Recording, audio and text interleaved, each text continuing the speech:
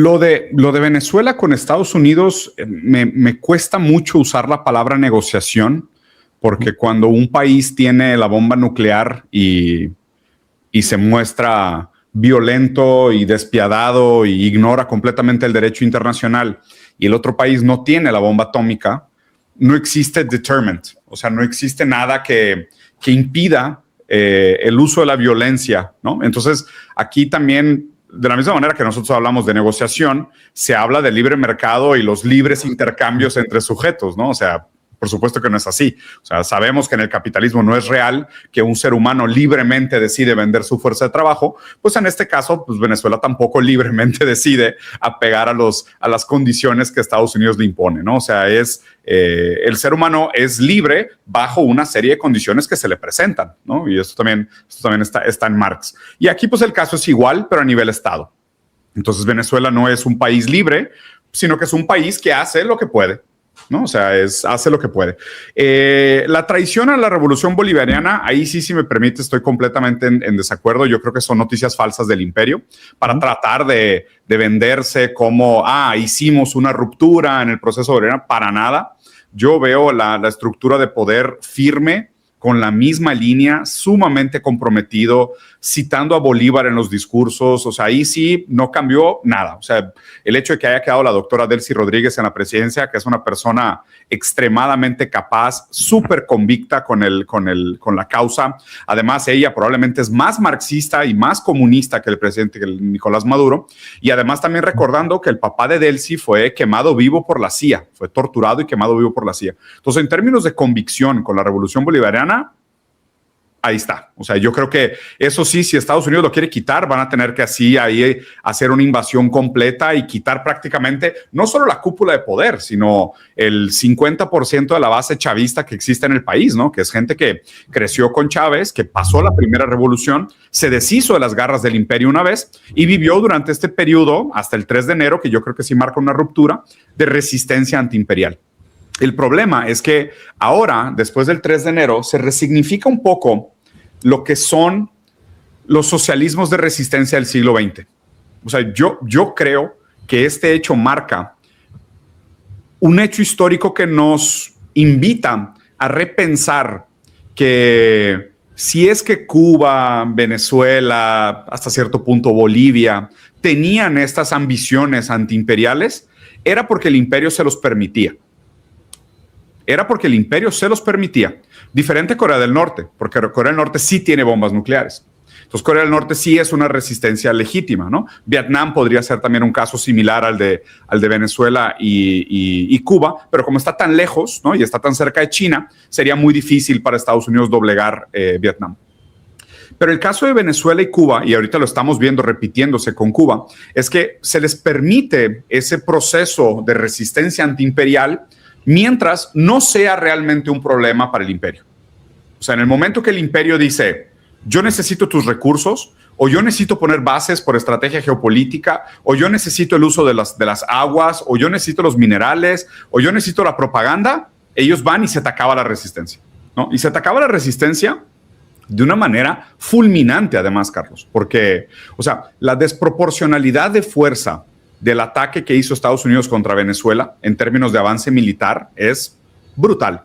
O sea, yo creo que la gente no dimensiona haz de cuenta que son, o sea, soldados de piso con metralladoras peleando contra alienígenas con naves espaciales y láseres, o sea, con armas que desconocíamos hasta el 3 de enero, ¿no? O sea, a ese nivel es la desproporcionalidad de fuerza. También recordando que Estados Unidos es el país que más invierte en ejército, $1 trillón de presupuesto, más que el mundo entero, y no sabemos realmente, ¿no? Y esto lo decía Einstein, que no sé con qué armas vamos a luchar la Tercera Guerra Mundial, pero la cuarta la vamos a luchar con palos y piedras.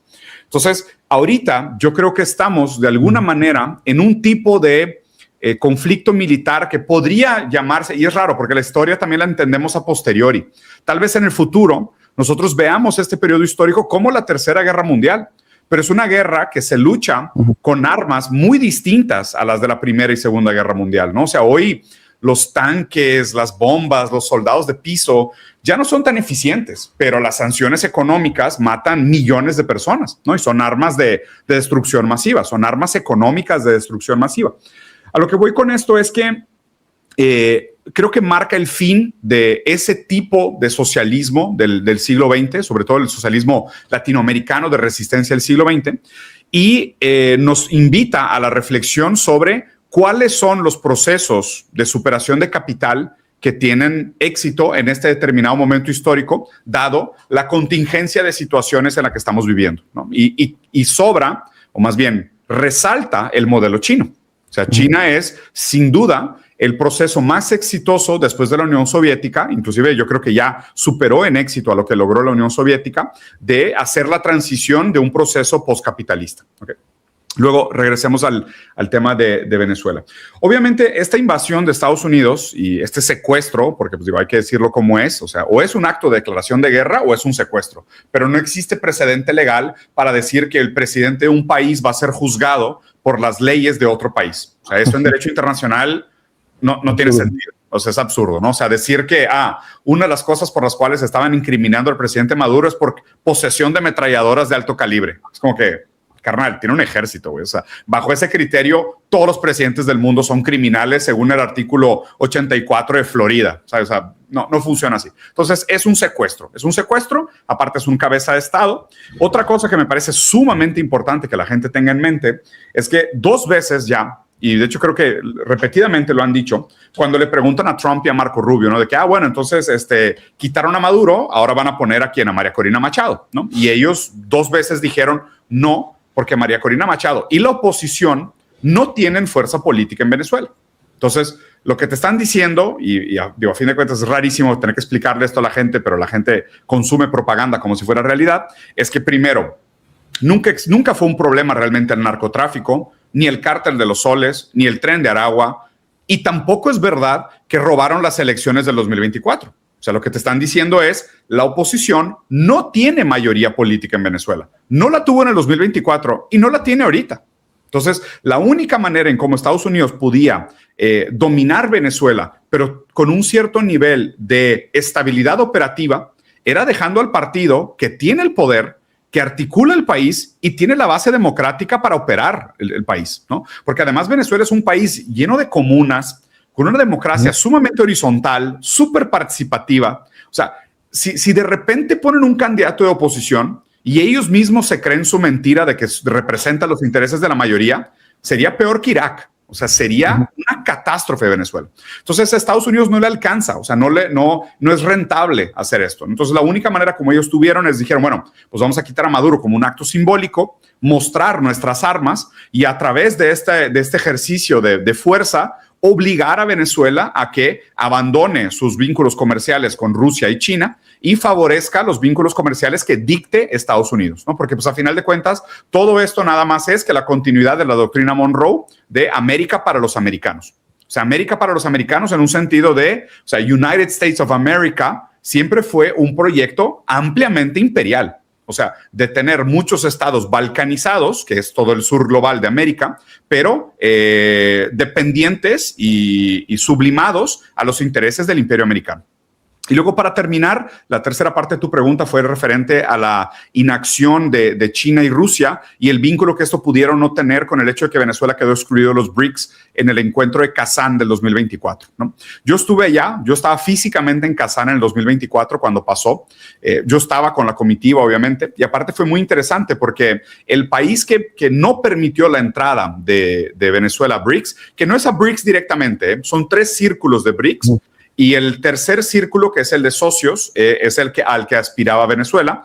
Y al parecer había muy buena recepción. Pero en ese momento Lula da Silva, el presidente de Brasil, que más bien no fue al encuentro, porque yo creo que le dio miedo decirle personalmente a Maduro que no lo quería que entrara, mandó a Celso Amorín, encargado diplomático de Brasil, que trabaja en Itamaraty, a que diera la noticia que Brasil no pensaba que era el momento adecuado para la entrada de Venezuela y usó como excusa el hecho de que había que hacer más específicos los criterios para la entrada de un país nuevo como socio de BRICS, ¿no? Porque en el 2024 entraron muchísimos países a socios de BRICS, muchos.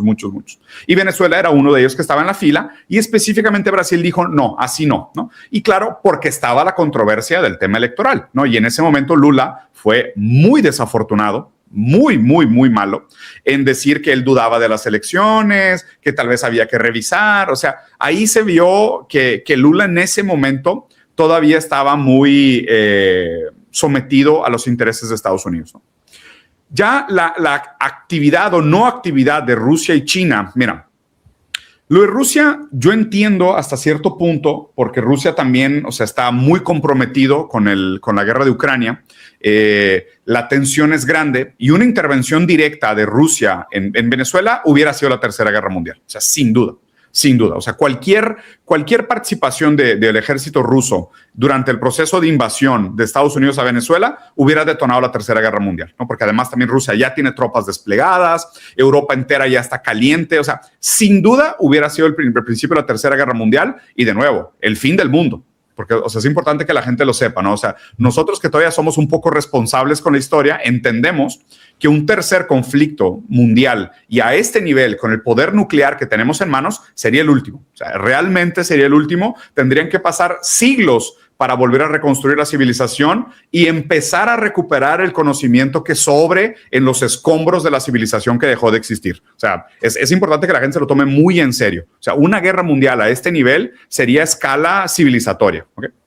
Entonces Rusia, supongo que, o sea, dijo, yo no estoy dispuesto a apostar la tercera guerra nuclear para impedir el secuestro de un presidente, ¿sabes? O sea, porque si hubiera sido a lo mejor una invasión terrestre, un holocausto, o sea, un genocidio como el de Gaza, tal vez Rusia hubiera actuado diferente. Pero frente al secuestro de un presidente, ellos deben de haber juzgado, no es momento. O sea, si lo van a secuestrar, no lo mataron, lo tienen preso, preferimos irnos por la vía legal, porque además así también ejercemos presión geopolítica internacional, exponemos la inhabilidad de las instituciones internacionales, la ONU no sirve para nada, la Carta de las Naciones Unidas está rota, el contrato social siempre fue mentira, ¿sabes? Entonces yo creo que Rusia usó eso, y obviamente muy conveniente también, a decir de que, oye, pues entonces pues yo también puedo sacar a Zelensky cuando yo quiera.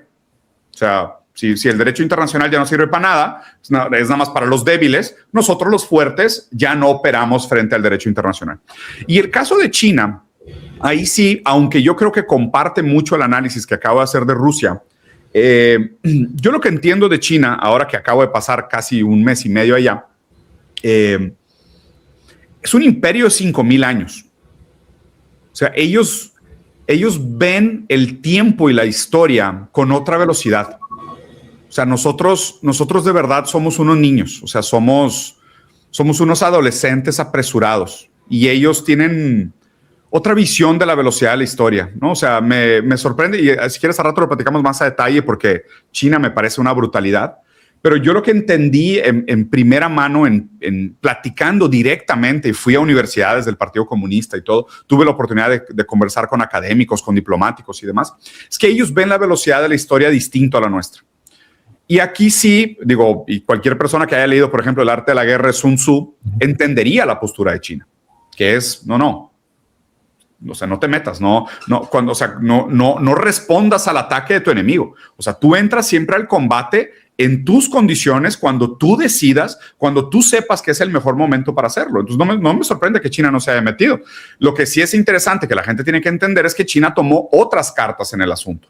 O sea, la descentralización del dólar como moneda de reserva, la propuesta de poner el yuan como moneda de reserva, la compra de oros, la venta de los activos americanos, ¿no? El proceso lento de desdolarización. Esto estuvo súper interesante. El canciller de China en el momento del secuestro de Maduro dijo, y cito, porque las palabras son sumamente importantes, dijo, vamos a preparar un ejército de abogados para defender nuestros intereses legales en Venezuela, porque China ha invertido mucho en Venezuela en infraestructura. Y otra cosa que también es sumamente importante para China es que China lleva cerca de 1.4 trillones de dólares invertidos en el Belt and Road Initiative, en la franja y ruta, ¿no? Entonces, China ahora lo que tiene que pensar es, oye, pues si yo invierto en estos países para el proyecto de franja y ruta y de la noche a la mañana Estados Unidos llega, da un golpe de estado y se apropia de mi infraestructura, esto sí presenta un riesgo existencial para mi proyecto imperial, ¿no? O sea, para el proyecto civilizatorio del imperio chino. Entonces China dijo, voy a preparar un ejército de abogados. De nuevo, ¿no? O sea, la reflexión aquí debería ser pensar en la historia en categorías lingüísticas y filosóficas asincrónicas. O sea, aquellas viejas categorías con las cuales nosotros referíamos a la guerra, tal vez ya no son actuales. O sea, hoy los ejércitos son de activos, los ejércitos son de abogados, ¿no? O sea, es otro momento histórico. Hay que repensar lo que entendemos como los procesos bélicos.